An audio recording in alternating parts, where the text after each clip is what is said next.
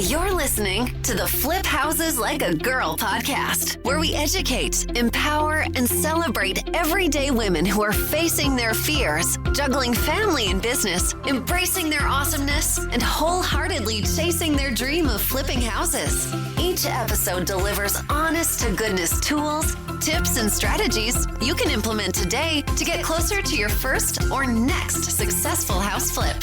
Here's your spiky-haired, breakfast taco-loving host, house flipping coach, Debbie DeBeery. What's going on, you guys? It's Debbie DeBeery here, and I hope that whatever you're up to today, you're having an easy one. All right, so real quick update. We're just on the tail end of Thanksgiving week, and we are here in December. Can you even freaking believe that? Oh my gosh. And this is the time where I plan. Like, I am planning my 2020, and I have some awesome, big, scary goals, and I'm super excited to chase after them. I hope you're doing the same thing.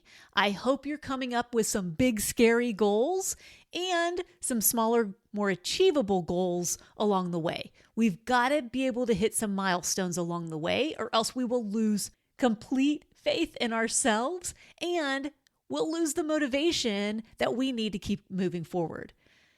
All right, so before we get into it today, I want to do a listener shout out because they're so much fun. Thank you so much for leaving me ratings and reviews for this show. It is the best way to reach more women like you. So thank you, thank you, thank you. I appreciate it very much. All right, this review is from Laurel Lottie. It says, she says, Debbie is a giver. Tons of great information and advice on this podcast because she truly wants you to succeed. Flipping is complicated, but the info here is presented in such a way that it makes you want to dive right in and work alongside Debbie to, number one, create an income stream for you, and two, create a beautiful home for someone to enjoy. Listen to the podcast and check out the show notes for a ton of downloads and additional tips. You won't be disappointed. Thank you so much for your kind words. It means a lot to me, and I can't really put into words what it means, but know that I am deeply touched that you took the time to A, listen to my podcast, and B, leave such kind feedback. So thank you very much. All right, let's get into today's episode. So here we are. I have whittled down the 380 plus steps that I have previously written down. I've whittled it down to 11 steps to successfully flip houses. That's it. 11 steps. Now, obviously, this is a 30,000 foot bird's eye view of the process. But in a nutshell, this is it. So let's jump in here. All right, number one, you have to decide to commit to doing this. You have to make a decision that you are going to flip houses regardless of any other circumstances. And you've got to be a heck yes. I would say another word, but then I probably have to mark this as explicit lyrics or something. And I know that little ones are listening because my son listens. So be a heck yes. What does that mean? So to me, that means I'm all in. I'm committed and I'm a heck yes. Whatever comes up, I know that it's not going to go the way I plan. It's just not. It's not going to happen as quickly as I want. Some things may even happen faster than I want them to. We are not in control of the time frame. What we are in control of is our attitude. So when something does go wrong, when things don't go as planned, when a huge hiccup occurs, do you either A, freak out, B, handle the situation, or C, let yourself freak out for a few minutes and then handle the situation? I think I'm probably C. Yeah. For the most part. Like, I don't freak out in such a way that is super dramatic, but I do let myself feel frustrated or angry or fearful or flustered or stressed or all of the above at the same time.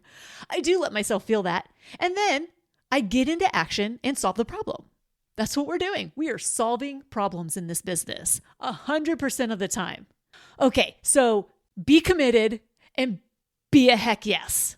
Okay, that's number one. Number two, educate yourself. You know I'm a big fan of this. Place an emphasis on doing your due diligence and expanding your knowledge in real estate investing in general, and specifically in flipping houses. You've got to pursue knowledge in order to mitigate risk. However, learning everything there is to know about flipping houses isn't fully possible. What do I mean by that? Well, I learned something new on each project. You're never, ever going to know every single thing. Heck, I had something come up in 2016 that stumped investors who've been in the business 40 years. It's highly unlikely that you will have experienced every single thing that could possibly come up on a project in your investing time. That's why I love it. There's always something new to learn. So turn to a trusted resource and learn as much as you can about how to mitigate your risk, how to do this in a way that doesn't set you up to potentially lose it all, and how to make smart, calculated decisions. All right, number three, get your support system. So part of that support system is going to be your team, because your team is there to support you. That's your realtor, your title company, your lenders, your contractors, your mentors, your coaches, whatever it is you have, get your support system in place now. It will elevate your business quicker if you have a support system in place from the get-go. The fourth thing you want to do, and look, this can be interchangeable with 3. It's fine. Let's just stick with it being number 4, okay? The fourth thing you want to do is you want to form your business. Yes, form a formal business entity. For the most part, an LLC will serve your needs. However, guess what? I'm not a certified public accountant and I am not a licensed attorney. So seek out professionals who can give you the best advice based on your specific situation. I don't know your situation. I can't, for the life of me, pretend to know what's best for you. Yes, for the most part, an LLC will serve the majority of people's needs. However, again, speak to a professional, okay? Now you've got your support system, your business entity. Now, step number 5 is research the market. I am so proud to say that my students in my coaching program are way ahead of most investors when it comes to understanding their local markets where they're investing. We go through detailed exercises so that they know their numbers. And this is stuff that even seasoned investors aren't doing. And guess what? When the market turns, because it will, this is real estate. It's cyclical. That's the beauty of it. But when the market turns, we will know when it's coming because we will have watched certain markers along the way in our local markets. And if people aren't doing that, guess what? They're going to be the ones saying, oh, where'd that come from? That was a weird correction. I didn't expect that. Well, I saw it coming because I was watching certain markers. Anyway, I digress. I do like to brag about my students though. Okay, so research the market. Know your local market. Know the data so that you know exactly what buyers want and where they want it. And you can watch for certain trends and not be surprised by a market correction. Okay, number 6. know your numbers, meaning know how to analyze your deals, know what your lender's going to charge you, know what your insurance is going to run you, know what your project timeline is, know what your carrying costs are going to be, know your property taxes, know all of your numbers. Otherwise, there is no way that you can accurately analyze a deal. And when you don't accurately analyze deals, things can go terribly wrong. So, know your numbers. Okay, number 7, find a good deal. All right, and guess what? You have to do number 6. You have to know your numbers in order to know whether number 7 is true. So whether it's a good deal or not. Know your numbers and then find deals and analyze them using those numbers. Did you notice how I said find a good deal? I didn't say find a great deal or find the perfect deal, because you won't. And if you have it in your mind that you're only looking for great deals or perfect deals, you're going to be waiting a really long time. I encourage you to just get into action. A lot of times we use perfectionism as a crutch. If we don't find the perfect deal, we don't have to move forward. We don't have to get into action. We don't have to risk looking like a fool or making a mistake, right? Stop looking for perfection and stop looking for great. Sometimes good is good enough. And in this regard, that's the case. All right? Remember, you only need one. You can make a great profit on one. And if it's your first one that you're trying to get through, you just need to get through one good deal and rip off that Band-Aid. Okay, step number 8 is to make and negotiate an offer. So now that you've found a good deal, and part of that finding a good deal was that you walked the property with a contractor and or an inspector, and you have a detailed scope of work and you know exactly how much things are going to cost, then it's time to make and negotiate an offer.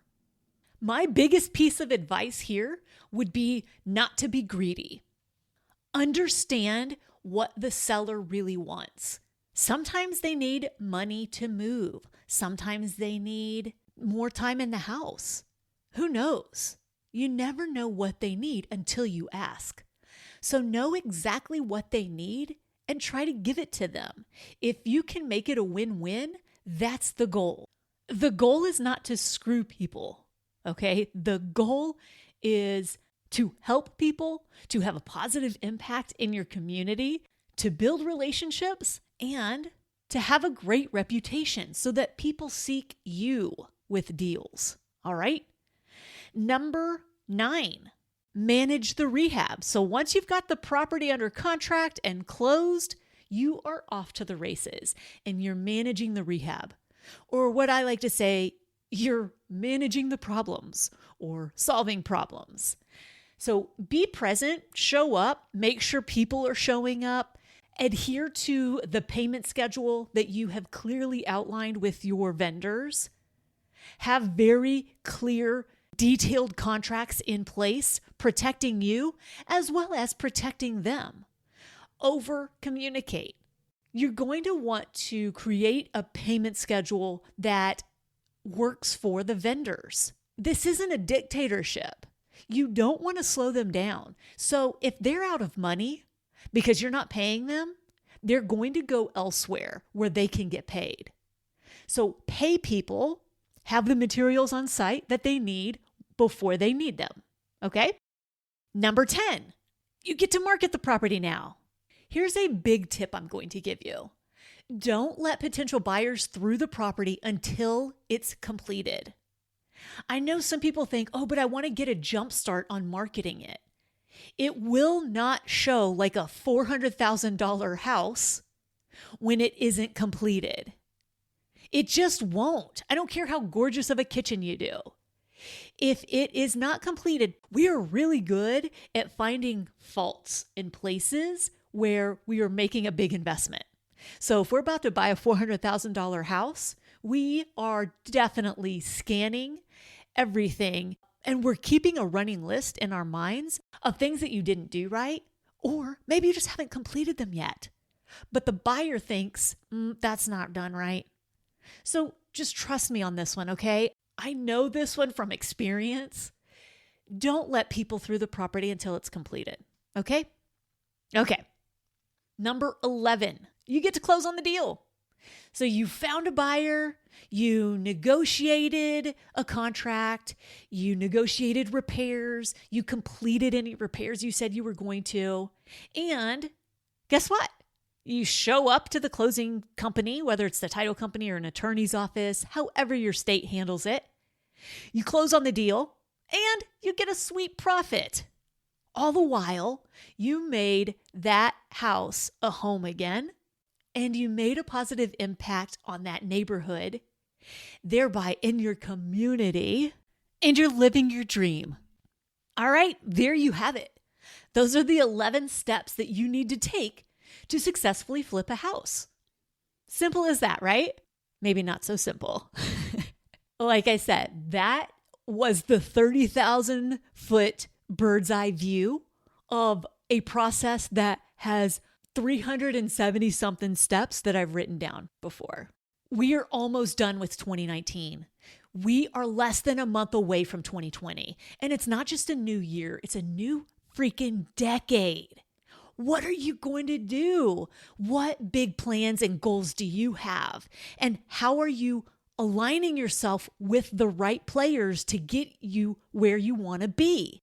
Look, I'm about to close doors down, but if you want to get in now and save $1,000 plus get 13 instead of 12 months of coaching, go to firstflipdoneright.com and you'll see all of the program details and you'll have a spot where you can clearly click and join our tribe. Like I said, we have big plans for next year. We'd love for you to be part of those plans. So get off the sideline, come join us, and let us be a big part of your journey. I hope to see you in there. Join now, right now, while you're listening. Well, I mean, if you're driving, pull over, but join now. Bet on you and stop putting this thing off. Okay? Firstflipdoneright.com, click to join, save $1,000, and get 13 months of coaching. All right, y'all, go out there, flip houses like a girl, leave people and places better than you find them, and make it a great day. Bye, y'all.